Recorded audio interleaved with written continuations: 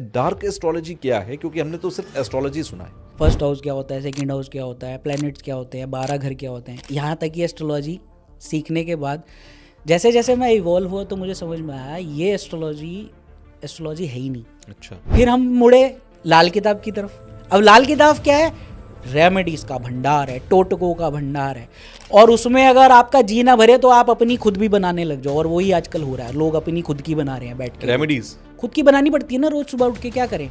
मान लीजिए किसी ने कोई उपाय बताया इस तरीके का और उसने किया, उसको फायदा हो गया, तो वो फायदा उस उपाय की वजह से हुआ या कैसे हुआ? मैं उसकी सच्चाई बताता हूँ ना। मैं आपको न्यूमरोलॉजी की कहानी बता रहा हूँ। कितने लोग आते हैं, उनके नाम चेंज है। मैं बड़ी जिज्ञासावश उनसे पूछता हूँ, सर आपने अपनी ये नाम की ऐसी तैसी जो करवाई है, SSSSAN आपका नाम प्रीति है, आपने प्रीति ती ती ती ती ती कर लिया। पहले मुझे आप ये बताओ, मेरे से बात करना, आपका इससे क्या हुआ? सर हुआ तो कुछ नहीं। 7 ऋषि 7 द्वार खोलेंगे 7 महीनों के लिए।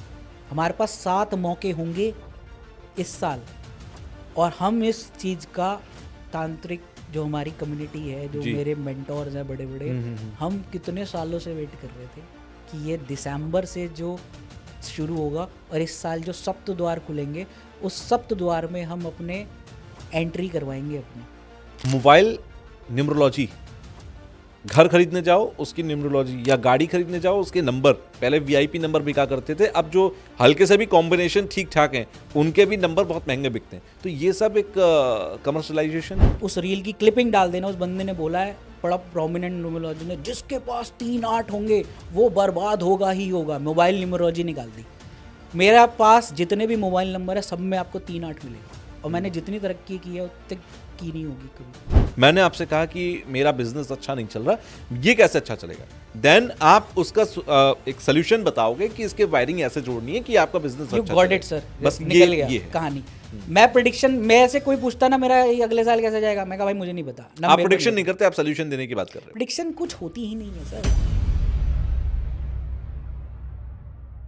हेलो, हाय, वेलकम। कैसे हैं आप सब लोग? आप सभी का स्वागत है हमारे एक और पॉडकास्ट में। मेरा नाम तुषार कौशिक है और आप देख रहे हैं डिजिटल जॉकी पॉडकास्ट शो। और आज जो स्वागत कर रहे हैं हम अपने पॉडकास्ट के अंदर, वो एस्ट्रोलॉजर हैं, और उनकी एस्ट्रोलॉजी बाकी एस्ट्रोलॉजर से बहुत ज़्यादा अलग नज़र आती है। क्यों नज़र आती है? जब आप कॉन्वर्सेशन हमारा सुनेंगे आगे तो आप खुद समझेंगे, क्योंकि अभी कैमरे ऑन होने से पहले, यानी कि रिकॉर्डिंग ऑन होने से पहले हमने बहुत सारी चीज़ों को भी सुना, हमने डिस्कस भी किया, और वो बहुत इंटरेस्टिंग था। तो मैं डायरेक्ट आपको उनसे मिलवाता हूँ। उनका नाम है विशाल अरोड़ा जी। तो सबसे पहले आपका स्वागत है सर। धन्यवाद जी राहुल। आपकी एस्ट्रोलॉजी या आपका एस्ट्रोलॉजी देखने समझने का जो नज़रिया है वो बाकियों से बहुत अलग है। मैं उस पर धीरे धीरे आता जाऊंगा, आपसे समझता जाऊंगा, और वो लोगों की लाइफ में कैसे वैल्यू एडिशन कर सकता है वो भी हम समझेंगे। बट सबसे पहले आपने मुझसे डार्क एस्ट्रोलॉजी की बात की थी। ये एक बार फिर से आप हमारे दर्शकों को बताइए कि ये डार्क एस्ट्रोलॉजी क्या है, क्योंकि हमने तो सिर्फ एस्ट्रोलॉजी सुना है, लेकिन उसमें भी डार्क एस्ट्रोलॉजी थोड़ा सा अलग कॉन्सेप्ट लग रहा है। क्या है ये? तुषार जी, बात आपकी ठीक है। मैंने इसमें सिर्फ डार्क वर्ड ऐड कर दिया, डार्क या तंत्र एस्ट्रोलॉजी, क्योंकि मैं भी धीरे धीरे इवॉल्व हुआ जी। मेरी भी स्टार्टिंग वहीं से हुई। ABCD मैंने भी वहीं से सीखी जहाँ सब लोग सीखते हैं। ठीक है। एस्ट्रोलॉजी ही सीखी। फर्स्ट हाउस क्या होता है, सेकंड हाउस क्या होता है, प्लैनेट्स क्या होते हैं, 12 घर क्या होते हैं, ये यहाँ तक कि एस्ट्रोलॉजी सीखने के बाद जैसे जैसे मैं इवॉल्व हुआ तो मुझे समझ में आया ये एस्ट्रोलॉजी है ही नहीं। अच्छा। ठीक है, ये सिर्फ ऊपरी सतह है। आप ऊपरी सतह की बात ही करते रहते हो बस। सारी दुनिया सेकंड हाउस को धन का हाउस मानती है, 11वें घर को इनकम का हाउस, डिज़ायर्स, विशेस का हाउस, इन्हीं सब के साथ लिंक करके बैठे हो। पर असली चीज़ जो है वो नीचे लेवल पे काम कर रही है। रिजल्ट्स क्यों नहीं आते लोगों को, क्यों नहीं उनके काम होते? आपको मैं एक एग्जांपल लेकर समझाता हूँ कि सपोज़ आप, कई लोगों के साथ ये होता है, लोग अपने आप को लिंक कर सकते हैं कि आपके पास पैसा आता है, ठीक है, आपने मेहनत की, आपने चीज़ों के लिए वर्क किया, मेहनत करी, पैसा आया, लेकिन जैसे दिया हवा के झोंके से उसी समय बुझ जाता है ना, तो आपके हाथ से पैसा फिसल गया। लोग मुझे आके ये कहते हैं कि हमें समझ ही नहीं आ रहा है कि हमारा पैसा जा कहाँ रहा है, कर्जा बढ़ता जा रहा है। ठीक है, अब वो नॉर्मल एस्ट्रोलॉजी सिर्फ एक ही बात करती है, जो एस्ट्रोलॉजर के पास, हम आप एस्ट्रोलॉजर के पास कभी गए होंगे या अपने एस्ट्रोलॉजर, तो हम एस्ट्रोलॉजर के पास क्या बोलते हैं, क्या पूछते हैं? कॉमन प्रॉब्लम्स हैं, हेल्थ से जुड़ी, करियर से जुड़ी, शादी एक से सवाल जुड़ी। पूछते हैं, मेरा आगे क्या होगा, आगे कैसा होगा, आगे का कैसा है बताइए। अब 2026 आने वाला है, लोगों को अंदर यही सवाल आता रहेगा, मेरा 2026 कैसे जाएगा। अरे भैया कुछ नहीं जाएगा। आपने 2024 के एंड में भी यही सवाल पूछा होगा, और देखते ही देखते 3 महीने निकल गए, 4 महीने निकल गए, आज 25 के एंड में खड़े हैं, आज आप फिर वही वीडियोस को ढूंढ रहे हैं कि 2026 मेरा कैसा होगा।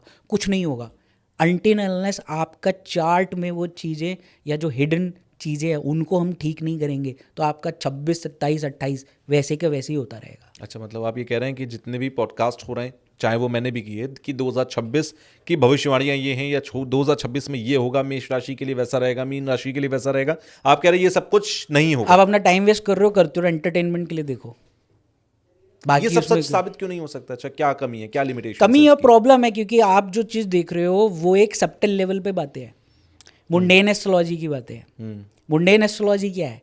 आपने कहा कि इस साल जो है, अब 2025 में मैं आज बोल दूं भूकंप आएगा, आग लगेगी, एक्सीडेंट हो जाएगा, देश आपस में लड़ पड़ेंगे, ये हो जाएगा, वो हो जाएगा, मतलब एयर एक्सीडेंट्स भी हो जाएंगे, मैं बहुत सारी चीज़ें, मैं सब कुछ डाल दूंगा, ठीक है, 15-20 चीज़ों की जितनी भी ट्रॉमाज होने हैं ना, मैं वो सबकी लिस्ट बनाकर डाल दूंगा। अब कहीं इतना बड़ा मुल्क है, इतने बड़े कंट्रीज़ हैं, इतने देश हैं, कहीं ना कहीं कुछ तो होगा। अब जैसे ही वो होगा तो मैं उसी समय कूद कर बोलूँगा, देखो मैंने कहा था ये साल मंगल का है, पिछले साल आपने मंगल का बना दिया, इस साल किसका बनाना है? 2026 क्या बोलेंगे? 6 2 8 2 10, ये साल क्या है? सूर्य का साल बोल रहे हैं। सबसे पहले तो वही मूर्ख हैं जिन्होंने न्यूमरोलॉजी को प्लैनेट्स के साथ जोड़ दिया। ये अगर आप सच में सच्चाई जानना चाहते हैं, ये पॉडकास्ट आपने पूरा देख लिया तुषार जी, और अगर लोगों ने कहा कि हम दूसरे करें, तो मैं इन सबके नेक्स्ट अगर हम पॉडकास्ट करें तो मैं न्यूमरोलॉजी की असली सच्चाई बताऊंगा। अच्छा। क्योंकि मैंने जिया है इन सब चीज़ों को। मैंने कहा ना, मेरी शुरुआत भी वैसी ही हुई, जो मैं अपने वापस आते उस चीज़ में, कि मैं भी वही प्लैनेट्स की रेमेडीज देने लग गया था। देखता था राहु की दशा चल रही है, राहु की रेमेडी दे दी। अब पहले शुरुआत की थी वैदिक एस्ट्रोलॉजी की रेमेडीज से। वैदिक एस्ट्रोलॉजी में रेमेडीज नहीं थी, क्योंकि रेमेडीज होती ही नहीं है वैदिक एस्ट्रोलॉजी में। वहां पे क्या है? मंत्र, जप, तप और दान। अब उसके बाद हम आए कि यार ये तो काम नहीं चल रहा है, फिर हम मुड़े लाल किताब की तरफ। अब लाल किताब क्या है? रेमेडीज का भंडार है, टोटकों का भंडार है, और उसमें अगर आपका जी ना भरे तो आप अपनी खुद भी बनाने लग जाओ। और वही आजकल हो रहा है, लोग अपनी खुद की बना रहे हैं बैठ के। रेमेडीज खुद की बनानी पड़ती है ना रोज सुबह उठ के, क्या करें? अब आपने क्यों बनाएंगे लेकिन, जब इतनी सारी कंटेंट कहाँ से लाएंगे ना? अब आपने 2 पॉडकास्ट कर ली, 3 कर लिया, आपने रोज अपने इंस्टाग्राम पे डालना है, तो आपने आज मिर्च का इस्तेमाल कर लिया, अब कल क्या करेंगे? तो आपको मनगढ़ंत कुछ तो प्लैनेट्स के साथ जोड़ना है ना। अब जो लाल चीज़ दिखी उसको मंगल बोल दो, तो टमाटर भी लाल है। अब उसमें खटास आ गई तो केतु को खटास बोल दिया, तो मंगल और केतु का कॉम्बिनेशन हो गया। अब इस मंगल और केतु के कॉम्बिनेशन को कैसे बिठाएं लेकिन नई रेमेडी के साथ? तो वो करना पड़ेगा। क्या करें? Man made remedy. किसी ऋषि ने लिखी, किसी देवता ने लिखी, किसी राम जी ने कहीं नहीं कहीं। ये रेमेडीज हम खुद ही बनाए जा रहे हैं रोज। फिर लोग जो कहते हैं कि अरे मैंने तो किया था वो खट्टा, जैसे अभी आपने टमाटर का उदाहरण लिया कि भाई टमाटर लाल है तो मंगल हो गया, खट्टा हो गया तो केतु हो गया, मंगल केतु मिला के आपने उपाय कर दिया। लोग कहते हैं अरे मैंने किया था। कुछ लोग कहते हैं, मैं सबकी बात नहीं कर रहा है, मान लीजिए किसी ने कोई उपाय बताया इस तरीके का और उसने किया, उसको फायदा हो गया, तो वो फायदा उस उपाय की वजह से हुआ या कैसे हुआ? मैं उसकी सच्चाई बताता हूँ ना। मैक्सिमम लोग तो मेरे पास जितने भी आते हैं, आप रिकॉर्ड पे बोल रहा हूँ जी, इतने क्लाइंट्स मैं देखता हूँ और इतने हैं, वो सब मेरे पास हार के आते हैं कि हमने इतनी रेमेडीज़ कर ली, इतनी रेमेडीज़ कर ली, सब कुछ करके देख लिया, कुछ रिजल्ट नहीं आ रहा। मैं कहा आएगा भी नहीं कभी, और कर लो अगले 10 जन्म तक भी। और जो लोग कहते हैं उन्हें आराम आया, वो आराम नहीं आ रहा होता, वो आपका एक साइकोलॉजिकल हेल्यूसिनेशन है। कैसे? आप किसी के पास गए, उसने आपको कुछ रेमेडी बताई जी, वो आपने 43 दिन 11 दिन यही होता है हमारा, 7 हफ्ते करो, 43 दिन करो, उसने करी। उसका एक माइन्यूट सी चीज़ हिलेगी ना, तो उसे एक एहसास होता है अंदर से कि यार ये करने से मेरा ठीक हो गया। मैं आपको न्यूमरोलॉजी की कहानी बता रहा हूँ। कितने लोग आते हैं, वो कहते हैं उनके नाम चेंज है। मैं बड़ी जिज्ञासावश उनसे पूछता हूँ, सर आपने अपनी ये नाम की ऐसी तैसी जो करवाई है, SSSSANJJ, आपका नाम प्रीति है, आपने प्रीति ती ती ती ती कर लिया, पहले मुझे आप ये बताओ, मेरे से बात करना, आपका इससे क्या हुआ? सर हुआ तो कुछ नहीं। हाँ बट थोड़ा सा ना, जब मैंने नाम चेंज किया था तो मेरा ना ये चीज़ ठीक हुई। मैंने कहा वो मुझे टाइम पीरियड बताइए जब आपकी ये चीज़ ठीक हुई, क्योंकि research is very important. How that person got the result. उस समय जब उसने ये नाम चेंज करवाया तो उसकी उस प्लैनेट की दशा एक्टिव हुई थी प्रत्यंतर में जो उसका पॉजिटिव प्लैनेट है और जो ना भूत ग्रह है और वो उसकी कार्मिक वायरिंग बड़ी स्ट्रांग है. ठीक है, वो किसी ऐसे व्यक्ति के पास गया कि उसने उसका नाम चेंज करवा दिया. अब उसको प्रकृति ने कोई चीज़ हिलवानी थी, वो हिली. अब वो उस प्लैनेट की दशा का फर्क है. मैंने कहा अगर अगर अगर आपके नाम चेंज, फिर तो आपको पास मेरे पास आने की जरूरत ही नहीं. अब आपने नाम चेंज कर लिया, अब तो बहुत बढ़िया होना सब चाहिए. अच्छा होना चाहिए. कह रही है सर उसके बाद तो कुछ हुआ ही नहीं. मैं कहा क्यों नहीं हुआ, रीज़न क्या है, आप गलत कर रहे थे कुछ. कह रहे नहीं वही काम कर रहा हूँ जो मैं कर रहा था, यही चीज़. मैंने कहा तो फिर आप मुझे कारण बताइए. कह रहे हमें समझ नहीं आ रहा. मैं कहा कारण सिर्फ एक ही है, क्योंकि तब आपकी दशा उस पर्टिकुलर टाइम पीरियड के लिए ठीक हुई थी जिसने आपको वो एहसास कराना ही था. चाहे आप अपना नाम चेंज करते ना करते, doesn't matter. Okay, the such truth is this.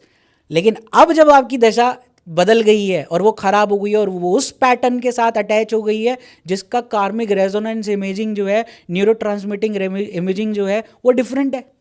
वो डिफरेंट हाउस के साथ कनेक्ट होके एक कॉम्बिनेशन वायरिंग बना रहा है जो आपके लिए कर्जा एक्टिवेट कर रही है, पैसा खराब कर रही है आपका. मैंने कहा आपका इस पीरियड में पार्टनरशिप में नुकसान हो गया, हुआ होगा, या आपके रिलेशनशिप खराब होंगे. कह रहे एग्जैक्टली सर यही हुआ.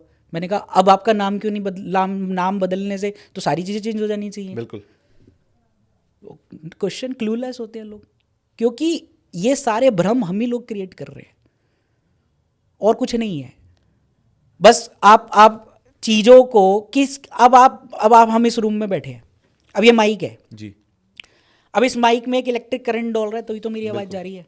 अब ये माइक है तो ये बुद्ध हो गया क्योंकि मैं कम्युनिकेट कर रहा हूँ. हम ये कहते हैं ना बुद्ध कम्युनिकेशन का कारक है. हम दोनों कम्युनिकेशन कर रहे हैं ना, तो मरकरी का काम कर रहे हैं. अब ये एक मरकरी है. अब इसका रंग काला है तो कहाँ डालूं, क्या डालूं मैं इसमें. शनि हो गया, आप शनि बोल लो. अब इसमें क्योंकि एक इलेक्ट्रिक करंट जा रहा है तो इलेक्ट्रिक करंट हम राहु बोलते हैं. तो ये क्या हो गया, शनि बुध राहु. अब ये तो एक डेंजरस कॉम्बिनेशन हो गई. ये तो एक्सप्लोड हो जाना चाहिए मेरे सामने. Why is not working. अब आप ऑरेंज कलर पहन के बैठे हो तो मैं ये सूर्य का कलर है ये तो, और आप ब्लैक, तो आप शनि का कलर. मैं तो ब्लैक ही में जाता हूँ हमेशा. अच्छा आपने कई रील्स में सुना होगा 3 अट्ठे जिसके पास हैं, 3-8 जिनके पास है मोबाइल में, वो सब बर्बाद है. मैं उस रील की क्लिपिंग डाल देना, उस बंदे ने बोला है, बड़ा प्रोमिनेंट न्यूमरोलॉजी ने, जिसके पास 3-8 होंगे वो बर्बाद होगा ही होगा. मोबाइल न्यूमरोलॉजी निकाल दी. मेरा पास जितने भी मोबाइल नंबर है सब में आपको 3-8 मिलेगा. मेरा खुद का नंबर 9811078887 है और आज से नहीं है, 25 सालों से है. और मैंने जितनी तरक्की की है उतनी की नहीं होगी कभी. मेरे पास जितने नंबर हों सब में 882626. तो आप ये मानते हैं कि मतलब आप जो कह रहे हैं उस चीज़ को आगे बढ़ाता हूँ. मोबाइल न्यूमरोलॉजी, घर खरीदने जाओ उसकी न्यूमरोलॉजी, या गाड़ी खरीदने जाओ उसके नंबर, इस वजह से गाड़ियों के नंबर बहुत महंगे महंगे बिकने लगे. पहले वीआईपी नंबर बिका करते थे, अब जो हल्के से भी कॉम्बिनेशन ठीक ठाक हैं उनके भी नंबर बहुत महंगे बिकते हैं. तो ये सब एक कमर्शलाइजेशन है कि मार्केट के अंदर से पैसा बनाने के लिए ये सब चीज़ें की गई. डॉक्टर, एस्ट्रोलॉजर और वकील बहुत अच्छे तरीके से डरा सकते हैं और आपकी हालत खराब कर सकते हैं. ये वो भ्रम भी बेचते हैं. तो फिर ठीक कौन है मार्केट में? लोग ये मैं आपको सच्चाई बता रहा हूँ. आपके पास आधार नंबर तो होगा, हम सबके पास आधार नंबर है. अगर आपके आधार नंबर में 3 अट्ठे आ गए क्या करोगे? मोबाइल तो आप चेंज कर लोगे. What you will do? Passport पे आ गया फिर क्या करोगे? वो भी तो एक नंबर है, आपके आइडेंटिटी के साथ जुड़ा हुआ है, आपके इलेक्शन कार्ड का नंबर है. तो नंबर तो हर जगह है. Number is nothing. अब आप सबसे पहले तो मुझे इस सवाल में, मैंने कहा ना हम बात करेंगे, सबसे पहले तो किसने कहा एक नंबर सूर्य का है? किसने कहा? पहले तो मुझे ये बताओ. Who can give me this answer कि 1 नंबर सन है, 1 नंबर मून क्यों नहीं हो सकता? किसने कहा? या तो आप एक सब्टल बता दो कि भाई इस ऋषि ने कहा, श्री राम जी ने कहा, कृष्ण जी ने भगवत गीता में कहा कि 1 नंबर को सूर्य मानो, तो मैं मानूंगा क्योंकि मेरे भगवान ने कहा. अरे भाई, हम में से आप में से किसी ने, न्यूमरोलॉजी वेस्टर्न कल्चर में स्टार्ट हुई, कीरो ने प्रैक्टिस की. Numerology was the science only to relate the physical traits of a person with the numbers. कि एक नंबर वालों का फिजिकल ट्रेट ऐसा होगा. आप जितनी भी न्यूमरोलॉजी की किताब उठाओ वो एक ही चीज बोलेगी कि एक मूलांक वालों के साथ ये हो सकता है, क्योंकि उनका जो इम्पल्स है वो 1 के साथ जुड़ा हुआ है. 1 is the number which gives this thing. 2 is the number which gives emotions. ठीक है. 3 is the number which gives good communication या दिस टाइप का. क्या उसमें किसी ने कहा? ये तो हमारे लोगों ने मसाला डाल दिया साथ में. 3 नंबर बुध, 4 नंबर को वेल्ला ही बर्बाद कर दिया राहु के साथ जुड़ के। भाई क्यों 4 नंबर खराब, मतलब 4 नंबर की तो डेस्टिनी ही खराब कर दी, 8 नंबर को यूं ही खराब कर दिया, 7 नंबर को केतु के साथ जोड़ के उसकी वाट लगा दी, जबकि 7 सबसे बड़ा कार्मिक नंबर है। इस साल 2026 मैं अपने क्लाइंट्स की किस्मत पलट सकता हूँ। 7 द्वार खुलेंगे सप्तऋषि के। आपको पता है हमारी क्या मैक्सिमम, मतलब है, मैं समझा नहीं ये बात। अभी बात करते हैं। Okay. 7 number hmm, is the कार्मिक नंबर जो इतना स्ट्रांग है, जो आपकी मनी के फ्लो को ना तो 4 गुना बढ़ा सकता है। कभी किसी ने सोचा उस बारे में? क्यों हमारे फेरे साथ है, क्यों हमारे दिन साथ है, क्यों हमारे ऋषि साथ है, क्यों हमारे आयुर्वेद में हमारे जो सप्त लौ हैं साथ ही तो हैं, हमारे वीर्य से लेकर सब चीजें वो भी साथ है। वाई एवरीथिंग इज शरीर के चक्र भी साथ है। तो जिन्होंने प्रकृति बनाई, जिन्होंने संसार बनाया, तो 7 को क्यों जोड़ा इतने नंबरों से? जी, तो आपने तो उसकी थ्योरी खराब कर दी केतु के साथ जुड़ के, और केतु को ही खराब थोड़ा ना होता है। तो सर इस बात को कहना मैं ये चाहता हूँ कि लोगों को समझना है कि एस्ट्रोलॉजी और तंत्र एस्ट्रोलॉजी या डार्क एस्ट्रोलॉजी का जो हम डिफरेंस की बात कर रहे थे, वो मैंने आपको इतने एग्जांपल्स के साथ दे दिया। एस्ट्रोलॉजी जो है, अब हम बात करते हैं डार्क एस्ट्रोलॉजी और तंत्र, मेरी एस्ट्रोलॉजी में क्या फ़र्क है। नॉर्मल एस्ट्रोलॉजी प्रिडिक्शन बेस्ड होती है, प्रिडिक्शन करी। प्रिडिक्शन का मतलब क्या होता है, हिंदी टर्म क्या है प्रिडिक्शन का? अनुमान, अनुमान, भविष्यवाणी, हम जिनको हम मानते हैं कि भाई ये हो सकता है। हम भविष्यवाणी कर ही नहीं सकते क्योंकि हम ब्रह्मा है ही नहीं। सिर्फ ब्रह्मदेव कर सकते हैं जिन्होंने लिखा है, ठीक है। फिर ज्योतिष का फिर औचित्य क्या है, वजूद ही क्यों? हाँ, ज्योतिष सिर्फ एक अनुमान लगाता है कैलकुलेशन करके कि आप देखोगे एस्ट्रोलॉजर क्या बोलते हैं, किस तरह से बोलते हैं। लोग कहते हैं, क्वेश्चन पूछते हैं कि मेरी शादी कब होगी, है ना, यही क्वेश्चन है ना नॉर्मल लोगों के, मेरी शादी कब होगी। अब ज्योतिष देखता है 7th हाउस कब एक्टिवेट हो रहा है, क्योंकि सप्तम भाव क्या है, शादी का। अब वो कनेक्ट करता है कि सप्तम भाव की दशा आ रही है या सप्तम भाव के लॉर्ड की दशा आ रही है। थोड़े से और शाणे होते हैं ज्योतिष, वो जाते हैं नवांश देखते हैं कि नवांश के सप्तम भाव की दशा आ रही है तो इसमें भी शादी हो सकती है। अब अगर सप्तम भाव में बैठे हुए ग्रह जो हैं, ज्योतिष कहता है उनकी दशा में भी शादी हो सकती है। अब आप देखो ज्योतिष ने कितने सारे प्रेडिक्शंस कर दिए भाई। 7th लॉर्ड का स्वामी जहाँ बैठा है वो भी हो गया, 7th लॉर्ड के नक्षत्र में भी शादी हो जाएगी, नवांश में बैठे प्लैनेट्स की भी शादी हो जाएगी। तो आपकी शादी तो 12वें महीने कभी भी हो सकती है टेक्निकली। हाँ, कई बार तो ये भी कहते हैं कि ये अगले 6 महीने में शादी हुई तो आएगी, नहीं तो फिर 3 साल बाद ये होगा। अब आप देखो, यही तो हमारी कहानी है। हम कैसे ऐसे और कैसे करेंगे हम प्रिडिक्शन, बेवकूफ़ बनाना कैसे है। अब मैं आपका भी शादी कब होगी, 6 महीने बाद आ रही है इसकी सप्तम भाव की देगा, 6 महीने बाद हो जाएगी आपकी शादी, योग खुल रहे 6 महीने बाद हो जाएगी। अब वो बंदा बेचारा 6 महीने वेट करता है, 8 जब उनको टाइम निकल जाता फिर वो ज्योतिष के बाद वो कहता है बस अगले साल होगी आपकी ज्योतिष, अगले साल शादी हो जाएगी। अब वो भी समय निकल गया, अरे अब नहीं होगी तो 2 साल बाद होगी। अब जैसे ही वो टाइम पीरियड निकलेगा, अब शादी होगी कभी ना कभी तो होगी, वो होगी, वो हुई तो उसने कहा देखो मैंने कहा था ना, यही है।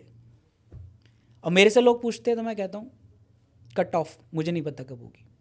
नॉर्मल एस्ट्रोलॉजी प्रिडिक्शन बेस्ड है, तंत्र एस्ट्रोलॉजी इस पर बेस्ड है। अभी क्या चल रहा है, क्या चाहिए तुमको, what do you want, you want money, you want marriage, how to rewire the things. अरे प्लैनेट्स तो एक्टिव हैं हमेशा, प्लैनेट डाउन डेड थोड़ा हो जाते हैं, प्लैनेट तो एक्टिव हैं।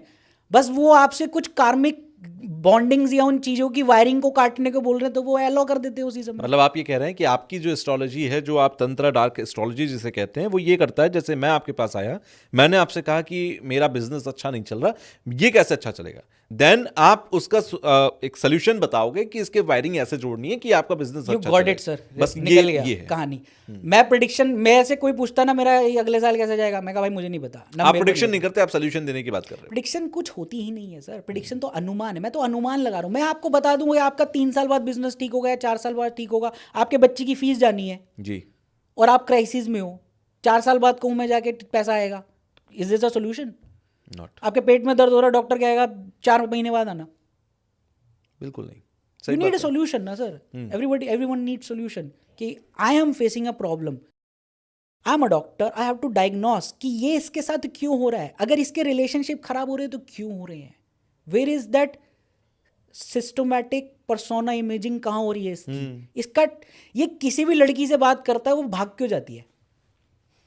बंदा कह रहा है मैं 4 रिलेशनशिप में आऊँ, चारों खराब हो गई, मेरी 2 शादी हुई, दोनों खराब हो गई। या तो आप व्यक्ति खराब हो तो बंद कर दो। ऐसा क्यों हो रहा है?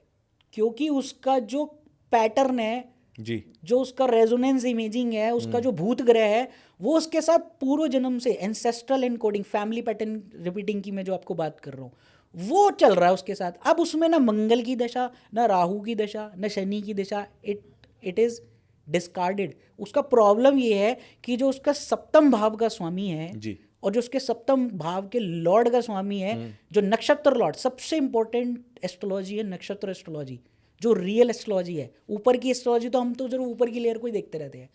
वो ऐसे प्लेनेट के साथ वायरिंग करके बैठा है जो उसके इमोशन को ट्रिगर करती है। मैं इसको कंप्लीट आपको एक साइकिल बता देता हूँ। ठीक है। वो बंदा क्या करता है, वो जैसे ही किसी फीमेल के साथ जुड़ता है तो उसका फीमेल वीनस है, अब उसका वीनस है, अब वो वीनस क्या करता है, वो वायरिंग के साथ जुड़ा हुआ है 11th हाउस की। अब वो क्या करता है, जैसे ही उस फीमेल के साथ कनेक्शन बनाता है, वो धीरे धीरे 11th हाउस के साथ जो भूत ग्रह जुड़ा हुआ है, वो पुरानी लीनिएज के साथ, वो उसके ऊपर रिस्ट्रिक्शन डालना स्टार्ट करता है। उसके माइंड के उस बटन को ऑन करता है, वो रिस्ट्रिक्शन डालता है उसके ऊपर, पोजेसिवनेस क्रिएट करने लग जाता है। अब वो पोजेसिव होकर उस लड़की को रोक टोक करेगा, परेशान करेगा। अब वहां से वो 11th हाउस जो है वो उसके 8th हाउस पे कनेक्ट कर देता है। वो 8th हाउस का लॉर्ड उसको शक डलवाता है। अब वो पैटर्न जो है वो शक के साथ आता है। अब वो जुड़ा हुआ है मंगल के साथ, तो मंगल क्या है, एंगर वायरिंग है हमारी। मंगल हमारा गुस्से का कारक है। सिंपल सी बात है, हर इंसान के अंदर जो गुस्सा होता है वो मंगल की ही देन है। हमारे अंदर जो एनर्जी है, जो पैशन है, जो गुस्सा है, किसी चीज को अचीव करने की जो हमारे अंदर क्षमता है ना, वो मंगल की देन है। जो फायर है, जठराग्नि जो है हमारे अंदर। अब वो फायर की वायरिंग अगर बहुत तेज है तो आपको क्या होगा, इम्पल्स सेंडिंग होगी बार बार। बिल्कुल। और उसके साथ मेष राशि, और मंगल की 2 राशियां, एक मेष है एक वृश्चिक है। वृश्चिक राशि जो है वो फायर नहीं है, वो एकदम से अटैक नहीं करते वृश्चिक वाले, वो बदला लेते पीछे से। मंगल वाले क्या करेंगे, झापड़ मार देंगे। ये फर्क है दोनों मंगल में। तो अब अगर उसका मेष राशि का मंगल है तो वो इम्पल्स सेंडिंग मंगल जो है वो ट्रिगर बटन ऑन कर देता है और लड़ने लग जाता है अपने रिलेशनशिप से। अब उसमें क्या करेगी दशा, अब ये सारे प्लैनेट्स की एक वायरिंग है। आप जब तक इस डीप अंदर जाके इस वायरिंग को तंत्र द्वारा काटोगे नहीं। भूत ग्रह का मतलब समझिए सर, भूत ग्रह का मतलब प्रेत नहीं होता। भूत ग्रह का मतलब है जो चीज इस जन्म में जिसका रोल खत्म हो चुका है वो स्टिल एग्जिस्ट कर रही है, तो वो आपको प्रॉब्लम दे रही है। जैसे मतलब समझा नहीं मैं, ये भूत ग्रह आपने कहा कि एग्जिस्ट नहीं करती, फिर हम मर चुके हैं जी, लेकिन फिर भी मैं इस सब्टल प्लेन पे हूँ, तो मैं भूत हूँ।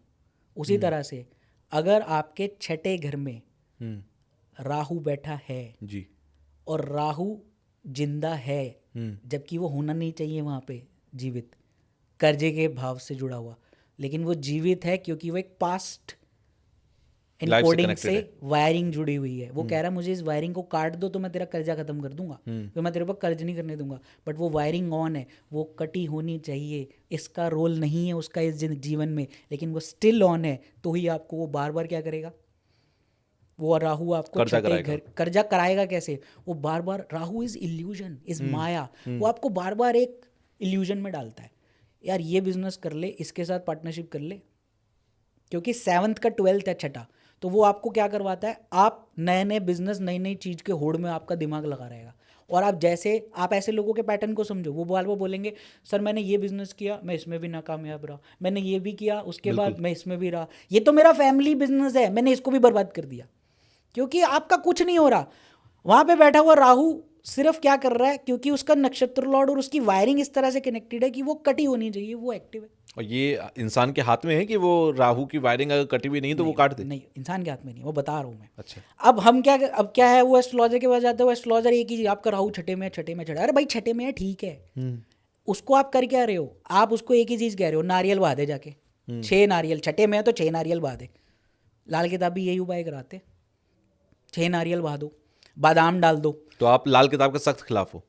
मैंने करके देख लिया ना सर, मैंने क्या कहा तो यार जी, मैंने ये जी लिया सब कुछ। 17 साल में मैंने हर 2 साल बैठ के इनके ऊपर लोगों को करवा के उनके फीडबैक लिए, क्या हुआ इस चीज़ से, क्या हुआ इस चीज़ से, क्या हुआ। और फाइनली मुझे पता लगा कि ये सब चीज़ बकवासबाजी है। आप कर लो जितनी मर्जी करनी है। थोड़ा बहुत किसी को इसमें से 10% होंगे, अब बहुत से लोगों को चिढ़ मच जाएगी इन चीज़ों से सुनेंगे तो, ठीक है, क्योंकि मेरा काम है लोगों को अवेयर करना। जो डोंट फेल्ट हमारा एम क्या है इसका, अवेयरनेस फैलाना। तो मैं उन्हीं जमात और उसी बिरादरी से आता हूँ, तो मैं आपको बोल रहा हूँ कि आप उन सब चीज़ों को आप करके देख रहे हो, इनमें से कई लोग एग्री करेंगे। आप 6 नारियल बहादुर रहोगे, भाई 6 नारियल से मैं क्या करूँ, मेरी वायरिंग तो काट, मैं तो ऑन हूँ, मेरा बटन ऑन है, तो मैं तो करूँगा ही करूँगा, वो तो एक्टिवेटेड है। अब यहाँ पर डार्क एस्ट्रोलॉजी काम में आती है। जब हमने पता लगा लिया, तंत्र स्क्रीनिंग कर ली, इसका एक देखिए डायग्नोसिस करना बहुत ज़रूरी है कि राहु के ये जो लिंकेज है ये कहाँ से है, आपकी ब्लड लीनिएज से है या आपके 2 तरीके होते हैं, या तो बंदा पैदा ही कर्स लेके साथ हुआ है वो, या उसके ऊपर इस जन्म में आके अब किसी ने कुछ करवा दिया है कि राहु का काम डबल 2-धारी तलवार होता है, छठे घर में बैठा हुआ। या तो वो आपके ऊपर अपने आप से ये चीज़ अप्रूव कर करके करवाएगा, या वो सामने वाले को एजिटेट कर देगा कि वो आपके ऊपर फिर ब्लैक मैजिक करवा दे। इस चीज़ की लिंकेज ऐसी होती है।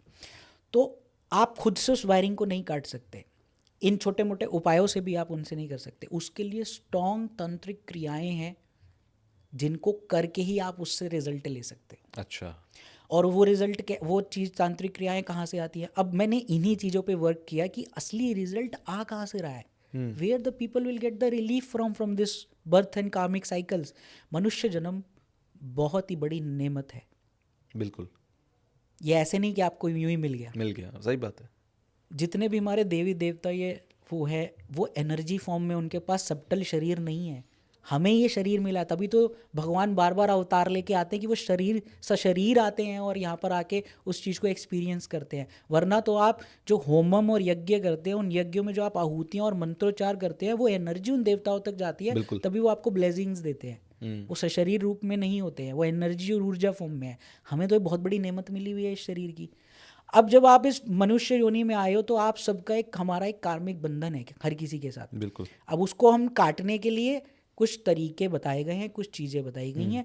वो चीज़ें हम जब तक नहीं करेंगे डीप रूट में जाके, इनकी डाइटीज़ होती हैं जी, नक्षत्र लॉर्ड के साथ जुड़ी हुई डाइटीज़ हैं, उनके एसोसिएटेड एनिमल्स हैं, बिल्कुल, उनके एसोसिएटेड तत्व हैं, फायर का है, अर्थ का है, एयर का है, वाटर का है। जब आप ये सब चीज़ों को जानते हो, तो उन तांत्रिक क्रियाओं द्वारा उनको उसमें समाया जाता है, उससे उन चीज़ों को आहुतियाँ देके उनकी डाइटी को सामने बिठा के डाइटी के द्वारा काम कराया जाता है। सर देखो तुषार जी, सिंपल सी बात है, आप मुझे परेशान कर रहे हो, समझते हैं आप राहु हैं, आप मुझे परेशान कर रहे हैं, ठीक है।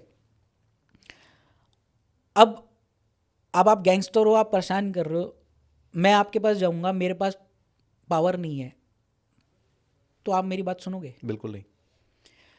मैं आपके पास जाके हाथ जोड़ के आपके मंत्रों का जाप करने लग जाऊं, तो आपके अंदर और ताकत आ जाएगी। बिल्कुल। अब अगर आप राहु के मंत्रों का, यही प्रॉब्लम आप लोग करते हो, राहु के मंत्रों का लोग जाप करने लग जाते हैं, राहु और पावरफुल हो जाते हैं। लेकिन आपका एक गॉडफादर है, मतलब आपके ऊपर कुछ है, मैं उसको जानता हूँ, ठीक है। मैं उनके पास गया और मैंने उनको बोला कि यार तुषार मुझे परेशान कर रहा है।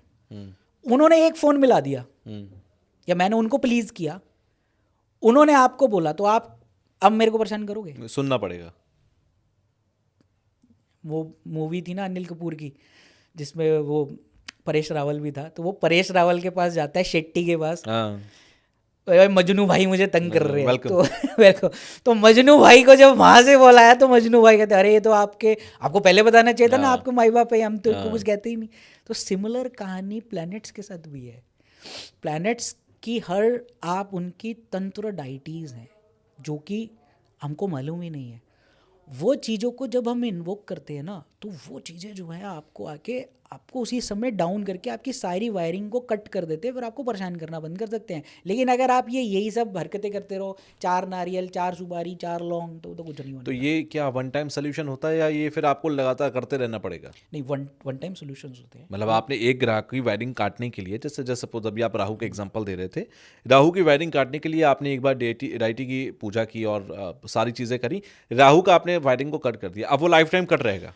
अब वो आपका इस पर्टिकुलर दशा पीरियड में तंग नहीं करेगा। ओके। ठीक है, देखिए हर चीज़ के साथ वो एक इन्वोकेशन होता है। बिल्कुल।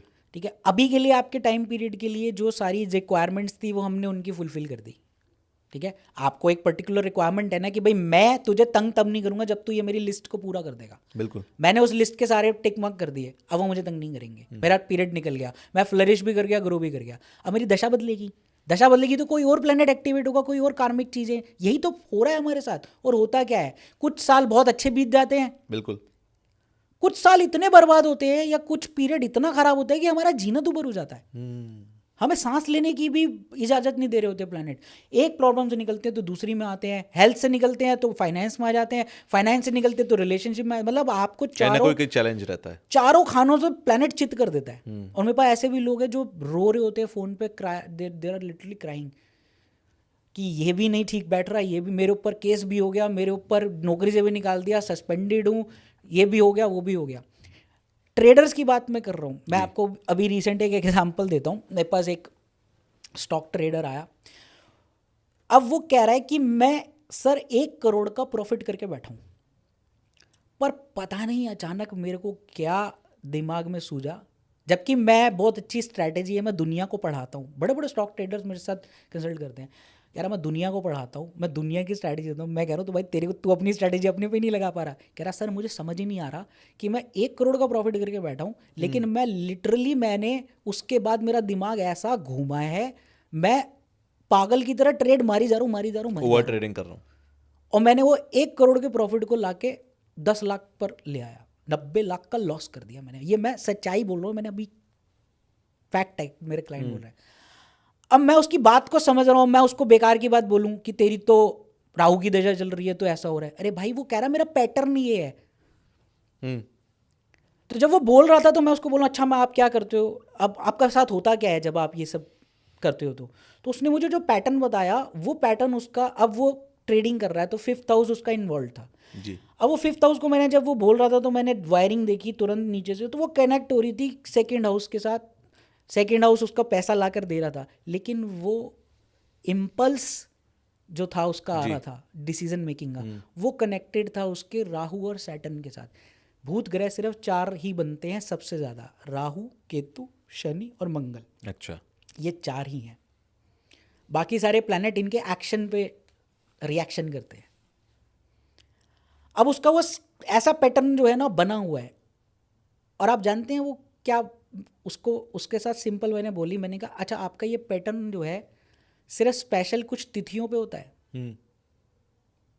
मतलब आपने कभी नोट किया? तो उसने मुझे रिटर्न में जवाब दिया कि सर अमावस्या, पूर्णिमा और कुछ स्पेशल तिथिस पे, अष्टमी जैसे। मेरा ये रिएक्शन बहुत ज़्यादा तेज़ हो जाता है। अब ये कोई मजाक, आप देखो कितना क्लियर पैटर्न से हम बात कर रहे हैं। अब ये कोई टमाटर का उपाय नहीं है, ये कोई नॉर्मल चीज़ नहीं है। You have to understand why this is happening. पूर्णमासी सबसे स्ट्रॉन्गेस्ट तिथि होती है, आपको पता है? पूर्णमासी और अमावस्या, अमावस्या डार्क एस्ट्रोलॉजी में अमावस्या इज द स्ट्रॉन्गेस्ट नाइट, जिसमें आप इतने बड़े बड़े तांत्रिक क्रियाएं करके आप अपने कार्मिक पैटर्न्स को अनलॉक करके आप पैसे के द्वारों को खोल देते हो। भगवान श्री राम अमावस्या की रात को ही क्यों आए थे वापस? बिल्कुल। कभी सोचा है भाई? वो तो साक्षात नारायण है, कभी वो भी तो आ सकते थे, किसी भी तारीख को आ सकते थे। अगर हम कहते हैं अमावस्या खराब है तो वो तो किसी भी तारीख को चूज कर सकते थे। बिल्कुल। एक दिन पहले, पुष्पक विमान में ही तो आना था, कोई बेटर नाइट देख के एक दिन रुक जाते तो शुक्ल पक्ष भी आ जाता। शुक्ल पक्ष भी आ जाता। अब उन्होंने ये चीज़ नोट नहीं करी होगी, why he came on Amavasya only. Amavasya is the dark hole openings. अच्छा। हमारी एस्ट्रल प्लेन पे अमावस्याज को कुछ स्पेशल अमावस्याज होती हैं। हर अमावस्या अपने आप में एक अलग कहानी है, लेकिन तांत्रिक वर्ल्ड में अगर आप बहुत अच्छे तांत्रिकों के साथ बैठो और बात करो, उन्हें सुनो ना, तो वो बताएंगे कि अमावस्या पे सीक्रेट होल ओपनिंग्स खुलते हैं, द्वार खुलते हैं दिव्य कुबेर के, दिव्य लक्ष्मी के। अच्छा। उन ओपनिंग्स में जब आप अपनी चिट्ठी डाल देते हो तो वो काम बन चिट्ठी जाते ऐसी जगह पहुंचती है जहाँ से आपकी चीज़ें खुलने लग जाती है। This is how it happens. इसीलिए बहुत सारी चीज़ें जो हैं वो अमावस्या पे बहुत ज़्यादा, जैसे तांत्रिकों की अगर मैं बात करूँ, अमावस्या बहुत वैल्यू रखती है, और तांत्रिक जितने होते हैं सब एनर्जीज पर ही काम कर रहे हैं। तो वो मे बी आप जो कह रहे हैं वो अभी बहुत हद तक सटीक लगती है अभी बात। मैं दिसंबर में मैंने एक रील भी बनाई थी, जी। मैंने बताया था कि दिसंबर में 4 सीक्रेट कॉस्मिक गेट्स ओपन हो रहे हैं कुछ डेटों पे, जबकि वो स्पेशल डेट्स जो है वो राहु के नक्षत्रों में है। अच्छा। और मैंने वो स्पेशली डाला कि इन 4 गेट्स पे अगर कोई ये क्रियाएं कर लेगा तो उसकी लाइफ सेट हो जाएगी। मतलब आप वो इतना कमा लोगे 2026 में कि ये जब बेकार की बातें सुनने की ज़रूरत नहीं पड़ेगी। इतने लोगों ने मुझसे कनेक्ट किया और हम इतने लोगों के लिए कर रहे हैं, और वो रिजल्ट पहली 2 क्रियाओं में ही उनके सामने आ गया। और मैं अब आपको एक चीज़ बताकर जा रहा हूँ जी। यहाँ पर, ये मैंने अभी तक बताई कहीं नहीं है और लोगों को ये बात पता ही नहीं है, क्योंकि they will only find out कि 2026 में मेरे साथ क्या होगा, मेष में क्या होगा, वृषभ में क्या होगा, ये क्या होगा, और अपना टाइम वेस्ट कर रहे हो। 2026 में सप्त द्वार खुलने वाले हैं। अच्छा, जैसे क्या होता है सप्त द्वार है क्या? सप्त ऋषि सप्त द्वार खोलेंगे, और उस द्वार, ये ही वो साल है जिसमें बहुत बड़े चेंजेस आपके लिए वेट कर रहे हैं। द रीज़न बीइंग, आप इस पैटर्न को नोट किसी ने नहीं किया, साल का जो पहला दिन है वो जुपिटर का है, थर्सडे को आएगा 1 जनवरी जी। और उस दिन जुपिटर अपने ही नक्षत्र में है। ओके। और उसका जो सेकंड डे है वो फ्राइडे है, और फ्राइडे शुक्र भी अपने ही नक्षत्र में बैठे हैं, पूर्वाषाढ़ा में। अच्छा। और जुपिटर पुनर्वसु में है, पुनरावती, रीजनरेशन। और इस साल जुपिटर ने इतनी तेजी से कैंसर में और लियो में एंट्री करनी है, और साल के एंड में दिसंबर में राहु ने अपना ट्रांजिट करना है। जी। 7 ऋषि 7 द्वार खोलेंगे 7 महीनों के लिए। हमारे पास 7 मौके होंगे इस साल, और हम इस चीज़ का तांत्रिक, जो हमारी कम्युनिटी है, जो मेरे मेंटोर्स हैं बड़े बड़े, हम कितने सालों से वेट कर रहे थे कि ये दिसंबर से जो शुरू होगा, और इस साल जो सप्त द्वार खुलेंगे, उस सप्त द्वार में हम अपने एंट्री करवाएंगे अपनी, ताकि हमारे आगे के जितने साल हैं वो इतनी तेज़ी से खुले। प्रोस्पैरिटी, ग्रोथ, एबंडेंस, वो सारे गेट्स खुलेंगे। क्या हमें ये 7 द्वार जो खुलने का समय है एग्जैक्टली पता है? बिल्कुल सब पता है, और हम उसके लिए रेडी हैं। और मेरे क्लाइंट्स 100 क्लाइंट्स रेडी हैं हमारे, जो मैं कितने सालों से उन्हें बोल कर बैठा हूँ। मेरे साथ बहुत पुराने से लोग जुड़े हुए हैं, मेरे प्रीमियम हमारे क्लाइंट्स हैं, जिन्होंने सारी चीज़ें हमने करी हैं, और उन सबको पता है, और हम सब वेट कर रहे हैं। और जितने भी लोग ये डरा रहे हैं ना 2026 ये होगा, हमारे जो मेरे क्लाइंट्स हैं और हम लोग हैं, हम तो वेट कर रहे हैं खुशी से कि 2026 आए, हम उस 7 द्वारों में एंट्री डालें। क्या होता है 7 द्वार से हम कुछ भी पा सकते हैं या क्या चीज़ है ये? 7 द्वार 7 अलग अलग चीज़ों के लिए। अच्छा। धान्यम, ठीक है, प्रोस्पैरिटी का द्वार है, अबंडेंस का द्वार है।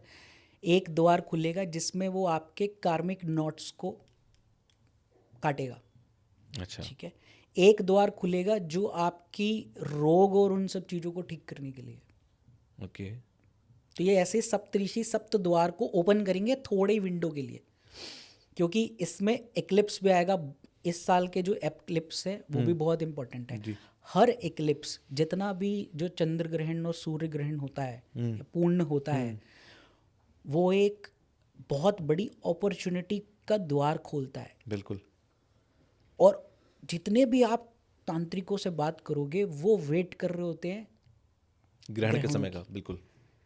कुछ नेगेटिव करने के लिए नहीं। आपने हमेशा, आपका दिमाग ना, हमारा दिमाग नेगेटिव की तरफ चलता है। हम कभी ये सोचते हैं कि deep esoteric sciences, in these deep esoteric sciences there are so many things, जो कि आप उन पर्टिकुलर टाइम्स में ना, आपने एक स्काईफाई मूवीज देखी होंगी कि टाइम मशीन या टाइम बॉम्ब, वो इस तरह से एक द्वार खुलता है और उसमें एंट्री कर जाते हैं। तो वो कॉस्मोस हमारे लिए कुछ ओपनिंग्स करता है।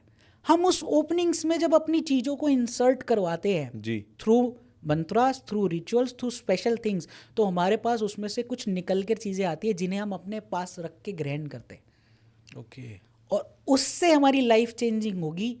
इसके अलावा आप सिर्फ और सिर्फ वही चीज़ भोगोगे जो आप भोग रहे हो। और जो 2026 में चूक जाएगा इन पोर्टल जो आपने बोला 7 द्वार खुलने का, उसे अगला मौका फिर कब मिलेगा? तो अभी इनर इंजीनियरिंग में अब हमने अभी ये 2026 जो है ये तो द्वार खोलेगा ही खोलेगा। जी। अभी इससे पहले मैंने पॉडकास्ट में बताया था कि मैंने एक बुक लिखी, हम्म, अघोर मानस संहिता। उसमें वो हिडन चीज़ें मैंने लिखी, सारी नोट डाउन करी और मैं उसी बारे में बात करी और लोगों ने इतना ज़बरदस्त रिस्पांस दिया। कितने लोगों को मिलियनेयर बनाने का मुद्दा रखती है पूर्व जन्म का पैसा।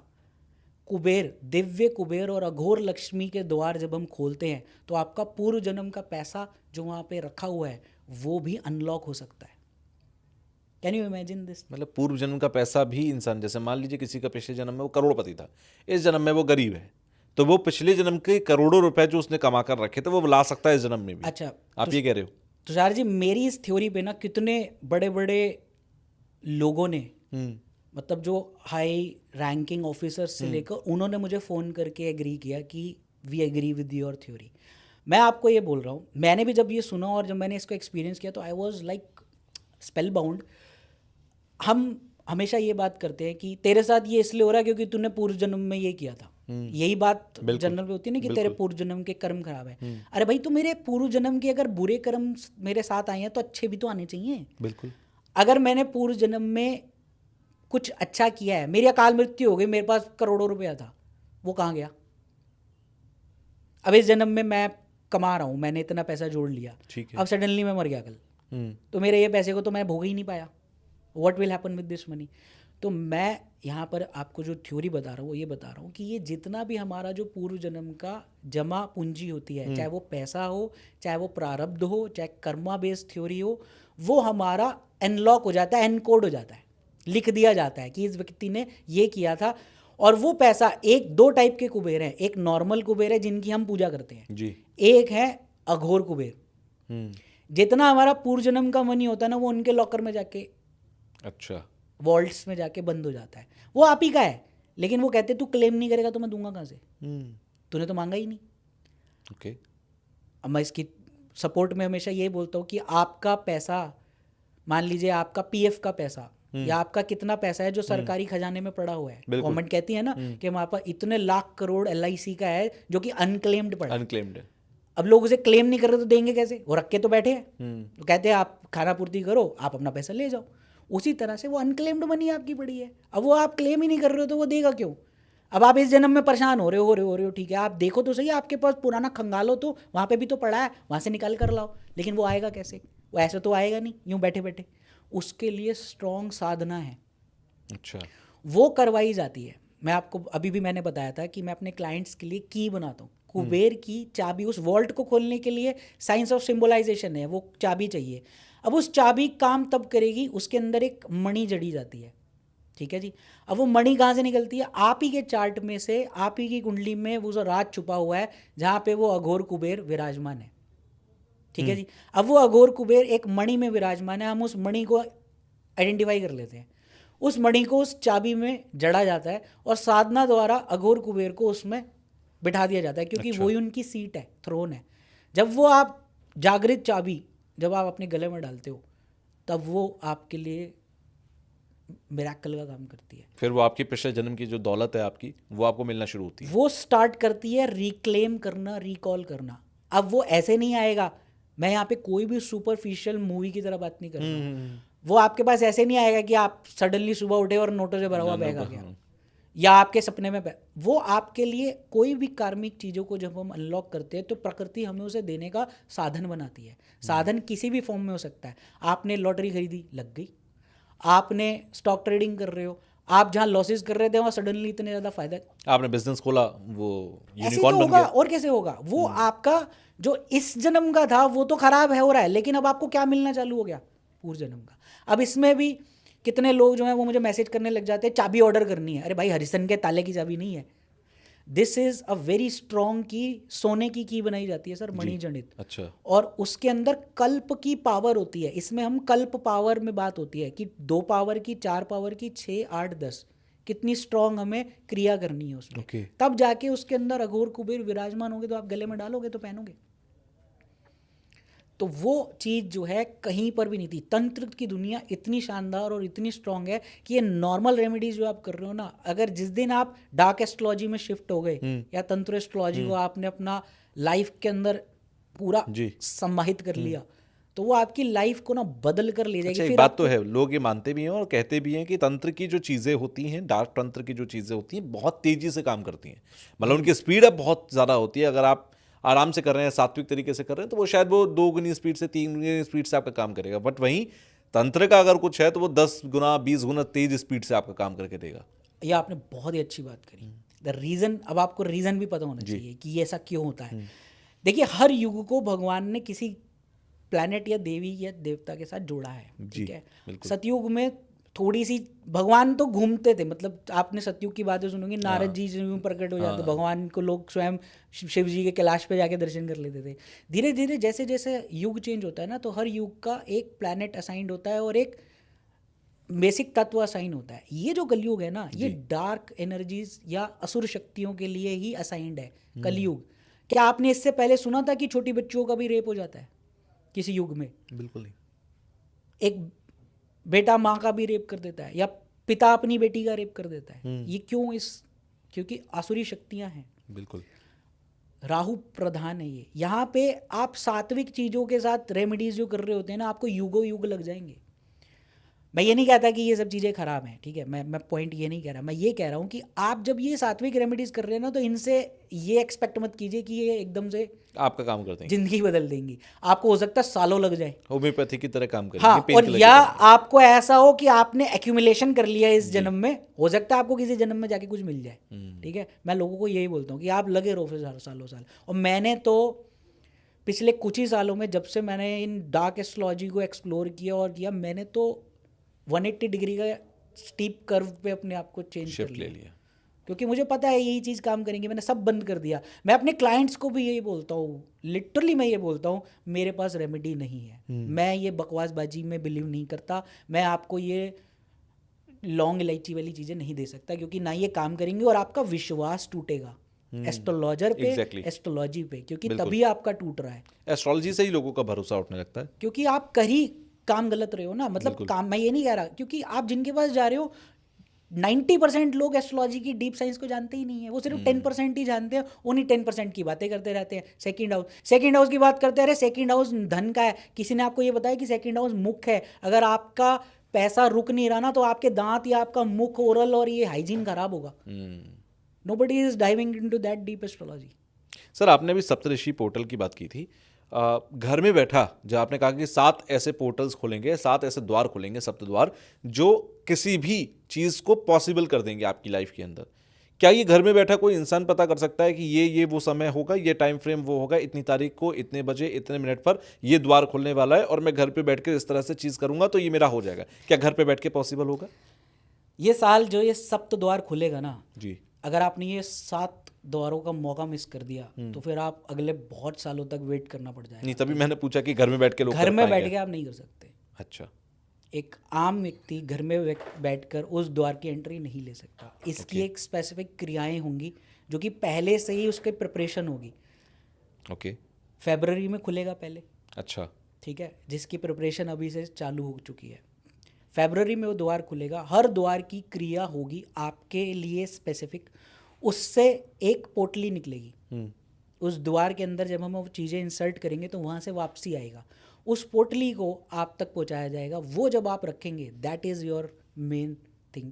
और ऐसी 7 आपके पास अलग अलग चीज़ें आएंगी इन 7 महीनों में। ये 7 रेगुलर महीने नहीं है, बीच बीच में 7 ऐसे समय आएंगे, वो 7 पूरे ऐसी साल के अंदर। पर्टिकुलर विंडो होगी। और हम, मेरे जितने भी क्लाइंट्स हैं, हम इन 7 महीनों के लिए प्रिपेयर्ड बैठे हैं कि हम इन 7, उन लोगों के पहले से ही रजिस्टर्ड है कि हमने इस महीने इस व्यक्ति के लिए ये कर देना है, फिर उसके बाद अगले महीने, तो ये 7। और जब ये क्रिया पूरी हो जाएगी, जैसे जैसे उसके गेट ओपन होने लग जाएंगे, उसकी लाइफ में एक 360 डिग्री का चेंज दिखेगा, जो कि उसने कभी इससे पहले देखा नहीं होगा। This is the main thing, this is a challenge. और ये चीज़ कोई नहीं बताएगा। आप सिर्फ मेष, वृषभ और धनु में के चक्रों में फंसे रहेंगे, वही वीडियो देखेंगे, लेकिन ये चीज़, दिस इज़ दी ट्रूथ, कि ये खुलेगा इस साल 2026। क्योंकि जुपिटर, अतिचारी जुपिटर जी, जो हैं, जो आपको बताया जा रहा है कि ये कर देंगे, वो कर देंगे, तबाही मचा देंगे, अतिचारी जुपिटर का मतलब पता है क्या है? Jupiter is a slow planet. किसी चीज़ को अगर आप रॉकेट लगा दोगे उसके पीछे, जी, तो वो कितनी तेजी से जाएगा? तो जुपिटर इतनी तेजी से उस चीज को खोलते हुए जाएंगे, क्योंकि गुरु बृहस्पति और सप्तऋषि इन्हीं से कनेक्टेड है। दैट इज वेयर अतिचारी जुपिटर इज वेरी इंपॉर्टेंट। और इसके साथ 127 साल बाद सर नेपट्यून, यूरेनस और प्लूटो, इन 3 प्लैनेट्स को एस्ट्रोलॉजी मानती नहीं है, हाँ। हिंदू ज्योतिष। बट एक्चुअली में ये गुलिक, मंडी और व्याधि हैं जिनको बाद में रिकॉग्निशन मिली। अच्छा। 127 साल बाद कई लोग कई प्लैनेट चेंज करता है। जो चीज़ 127 साल बाद चेंज होगी वो कितना बड़ा तो ये तो एस्ट्रोलॉजी के अंदर माने भी नहीं जाती, इनको तो इग्नोर किया जाता है। क्योंकि जिस चीज़ को आप इग्नोर करते हो तो इसका मतलब ये थोड़ा ना वो एग्जिस्ट नहीं करती है। आपने कभी भूत को नहीं देखा तो इसका मतलब ये थोड़ा ना वो एग्जिस्ट नहीं तो करता। इग्नोर क्यों कर रहे हैं उसको फिर हम, अगर वो मायने रखती है, वो काम करती है क्योंकि तो? नॉलेज नहीं है ना उसकी। वेस्टर्न एस्ट्रोलॉजर्स उसको बहुत अच्छे से समझते हैं। ओके। आप बात करो वेस्टर्न एस्ट्रोलॉजर्स, मैं ऐसे फोरम्स में हूँ, मैं उनके साथ बात भी करता हूँ, रिसर्च हम शेयर करते हैं, माइंड बॉगलिंग रिजल्ट्स हैं। यहाँ पर आप उसे रिकॉग्निशन नहीं दोगे तो इसका मतलब ये थोड़ा ना वो एग्जिस्ट नहीं करते हैं। वो बाद में क्यों आए, कभी कभी प्रश्न किया है इस चीज़ों को कि ये है तो ये क्यों है? क्योंकि उसके लिए आपको एक साइंटिफिक माइंड चाहिए, एक रिसर्च बेस्ड माइंड चाहिए। जब आप सवालों को करोगे, क्यों ये बाद में रिकॉग्नाइज हुए, क्यों ये बाद में इनको रिकॉग्निशन मिली? क्योंकि बच्चा तो पेरेंट के बाद ही आएगा ना। बिल्कुल। मेरे बेटे का वजूद मेरे बाद ही तो आएगा। सही बात तो है। शनि के बेटे का वजूद कब आएगा? जब शनि ग्रह आएगा। तो मांडी और गुलुक तो उन्हीं की वो है, तो वो तो बाद में वजूद में आएंगे ना, उनको बाद में रिकॉग्निशन मिली। और आप ये कह रहे हो कि 127 साल बाद ये चेंज करते हैं, ट्रांजिट कर रहे हैं। ट्रांजिट करते ही ऐसे हैं वो। Okay. वो आपके लिए बहुत बड़ा चेंज लाते हैं। आप उस चेंज के साथ अपने आप को अडेप्ट कर लोगे तो आपकी लाइफ बहुत डिफरेंट डिग्री पे पहुंच जाएगी। अब बहुत से लोग इसमें कमेंट करेंगे तो तू अंबानी क्यों नहीं बन गया? अरे भाई, अंबानी बनना गोल नहीं होता हर किसी का, हर चीज़ हजारों करोड़ों में नहीं होती। इसके एक बहुत बड़ा लॉजिक है कि आप कैसे अपनी चीज़ों को इम्प्रूव कर करके उस पाथ पर जाओगे। मैं जहाँ पहले था और आज हूँ, मैं अपनी नज़र में अपना अंबानी हूँ। मैंने जो चीज़ें अचीव करी हैं वो किसी को पता नहीं क्या करा है। तो so everybody has its own fortress. तो ये चीज़ बड़ी इंपॉर्टेंट है तंत्र की दुनिया की। यानी कि कुल मिलाकर एक बात तो बहुत क्लियर है कि 2026 आपने कहा कि ये बहुत इंपॉर्टेंट प्लेनेट ईयर होगा, क्योंकि जुपिटर एंड वीनस, आपने दोनों की बात की कि क्योंकि गुरुवार से शुरू हो रहा है साल, वो अपने नक्षत्र में है। सेकंड डे जो शुक्रवार होगा तो शुक्र जो ग्रह है वो भी अपने नक्षत्र में है। आपने एक बहुत बड़ी बात कही कि जो प्लूटो, यूरेनस, इनका हम जिक्र नहीं करते, ये भी इस साल ट्रांजिट कर रहे हैं। यानी कि 2026, और सबसे बड़ी बात सप्त द्वार वाली जो आपने बात कही, ये 2026 किसी की ज़िंदगी बदलने के लिए बहुत मायने रखता है। ये आपके वर्ड्स मैंने यहाँ पर नोट कर लिए हैं, मैं भी कोशिश करूँगा आपसे कनेक्ट रहूँ। वेल, एक लास्ट डिस्कशन मैं आपसे करना चाहता हूँ। आपने बीच में एक जगह पे कहा था कि न्यूमरोलॉजी को जिस तरीके से ग्रहों से जोड़ा गया, आजकल तो हम वैदिक न्यूमरोलॉजी भी सुनते हैं, आप ये कहते हैं कि ये जो न्यूमरोलॉजी है ये गलत है। बहुत सारी बुक्स आ चुकी हैं मार्केट में जो मोबाइल न्यूमरोलॉजी पर लिखी गई हैं। बहुत सारी बुक्स हैं जो न्यूमरोलॉजी के बारे में बताती हैं कि न्यूमरोलॉजी के बिना तो आपको घर से बाहर भी नहीं निकलना चाहिए, कि 11:11 पर घर से निकलोगे तो आपका काम पूरा हो जाएगा, या आपको बार बार 11:11, 22:22, 33:33 दिख रहा है तो ये आपकी लाइफ बदल। तो ये कुछ भी मायने नहीं रखता, सबको वॉश आउट कर देना चाहिए। बहुत सारी चीज़ें इंपॉर्टेंट आपने बीच में कवर कर ली। Okay. जिनको नकारा नहीं, उनको एक्सेप्ट। अब आपको नंबर का जो गेम है ना तुषार जी, ये स्पंदन शास्त्र है। अच्छा। ठीक है, इसको जो हम अपनी डेट ऑफ बर्थ के साथ हुक करके बैठे ना, सिर्फ मेरा क्वेश्चन यहाँ पे आ जाता है, मैं इसको क्वेश्चनेबल बना रहा हूँ। ओके। एक तो मेरा क्वेश्चनेबल चीज़ ये है कि आप सबसे पहले तो 1 नंबर को सूर्य से जोड़ना, 4 नंबर को राहु से जोड़ना, 8 को शनि से जोड़ना, ये बंद कर दो। ओके। इसका कोई बेस ही नहीं है। मैं काले कपड़े पहन के बैठा हूँ तो काली चीज़ दुनिया, इस यूनिवर्स का 99% चीज़ डार्क मैटर का ही है। आप नासा की पिक्चर उठा कर देखो, बाहर अंधेरा है, काला है सब कुछ। ठीक है, तो काला चीज़ खराब कैसे हो गई? 8 नंबर को अगर आप देखो तो वो यूं बनाता है इन्फिनिटी। तो infinity is the start of the things. जो चीज़ सर्कल काट कर वापस आ रही है, आप इस इन्फिनिटी का, मैं आपको कह रहा हूँ साइंस ऑफ सिम्बलाइजेशन के साथ, इस इन्फिनिटी का इतना ज़बरदस्त यूज़ है। आप उसको एक पर्टिकुलर अपनी दिशा में लगा लो, मेरे घर पे आकर देखो लगी हुई हैं चीज़ें, इन्फिनिटी का यूज़ किया हुआ है। 8 number is the powerful number, 7 number is the powerful number, 5 number is the powerful number. मैं इसके कितने प्रमाण दे दूंगा आपको। आप इसको न्यूमरोलॉजी से हटाओ। 5 नंबर में आप अलग रिलीजन्स में जाओ, हर रिलीजन्स की अलग अलग 5 टाइम के नमाजी 5 क्यों करते हैं? 5 का नंबर बहुत चीज़ों के साथ हर रिलीजन से जुड़ा हुआ है। हमारे यहाँ पे 7 नंबर, मैंने आपको एग्जांपल दे दिया। 8 का बहुत ज़बरदस्त यूज़ है। मेरा क्वेश्चन ये है कि आप ये बेकार की बात करके लोगों को भ्रमित मत करो। यानी कि आप न्यूमरोलॉजी को नकार नहीं रहे हैं, आप ये कह रहे हैं कि जिस तरीके से मार्केट में रखी गई है वो गलत तरीका है। इसका सही तरीका आपकी डेट ऑफ बर्थ के साथ जो इनर इंजीनियरिंग है ना उसके साथ जुड़ा हुआ है, जो मैं अभी नहीं, मैं चाहूंगा कि व्यूअर्स कमेंट करें कि क्या वो मेरे मुंह से सुनना चाहते हैं कि मैं उनको असलियत बता दूं, तो उनका ब्रेन वॉश हो जाएगा कि असली न्यूमरोलॉजी काम कैसे कर रही है, कौन सी ऐसी चीज़ है जिसके पीछे सब कुछ छुपा हुआ है, जो न्यूमरोलॉजी सिर्फ ऊपर की बात ही करते रहते हैं। क्योंकि मैं आपको बोल चुका हूं, अगर आप न्यूमरोलॉजी के हिसाब से जाओ जी, तो आपका जो आईडी प्रूफ्स है वो तो फेल ही हो गए। आधार कार्ड में 888 है तो क्या करोगे? आप यूडाई के पास जाके बोलोगे कि सर मेरे को नहीं चाहिए 888, आपका बैंक अकाउंट के नंबर में आ गया, आप क्या कर लोगे? आपके पासपोर्ट का नंबर आ गया, आप क्या कर लोगे? सिर्फ मोबाइल न्यूमरोलॉजी, आपने नंबर चेंज कर लिया। मैं आपको जीता जागता सबूत बोल रहा हूँ, 3-8 मेरे पास है, मैं तो कोई बर्बाद नहीं हूँ, आबाद ही हुआ हूँ। तो आपकी तो थ्योरी यहीं फेल हो गई। नेम चेंज करने से अगर आपका भाग्य बदलता हो तो आप अपना नाम मत बदलो, TT SSSS मत लगाओ, आप उनका नाम रख लो ना जो कामयाब है। बिल्कुल।